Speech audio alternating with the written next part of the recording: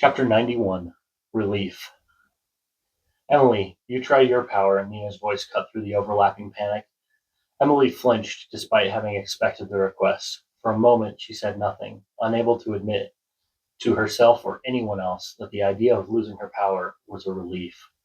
Real, breath-deep relief. She glanced toward Aaron, who stood strangely calm amid the noise, and wondered why he didn't look as shaken as the rest of them felt. Emily? Jake's voice sharpened the tension. She drew in a slow breath and turned towards the waiting faces. On who? She asked quietly. Her eyes found Aaron. He nodded once, steady and reassuring. No one volunteered.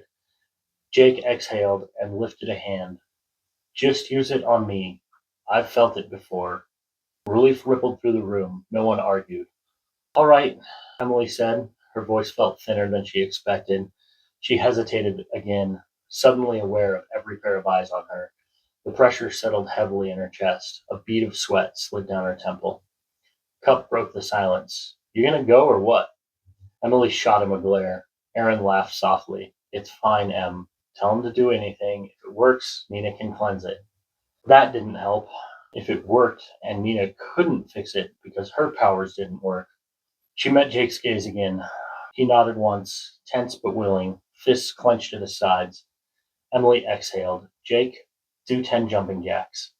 That's it? He asked, smirking. She already knew. The power wasn't there. The familiar pull was gone. The invisible pressure that always accompanied her commands was absent. She closed her eyes and felt relief flood her chest. Then she heard the soft thump and clap. Her eyes snapped open.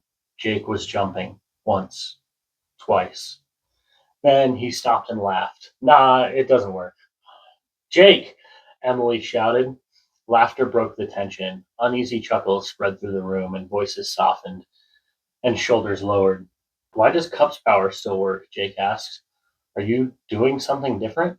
Cup shrugged, unimpressed. No idea. I don't even know what my power does besides glow. You should try to make it do something, Jake said. Like what? Cup asked, already grabbing a beer. He took a long drink, then waved vaguely. Nah, I'm gonna go smoke. He pushed through the group towards the door. Vince followed immediately. Buddy system, he said firmly. 2 people at all times. No one argued. Why aren't you worried? Emily asked quietly when she returned to Aaron's side. Nothing to worry about yet, he murmured. She studied him, unsettled by how certain he sounded. Let's make food, Aaron said loudly, changing the subject, and figure out what we're going to do next. Nina headed for the kitchen and found Stephanie already rifling through the fridge. What? Stephanie said defensively. I'm a nervous eater. Nina smiled faintly and joined her. Outside, burgers hissed onto the grill.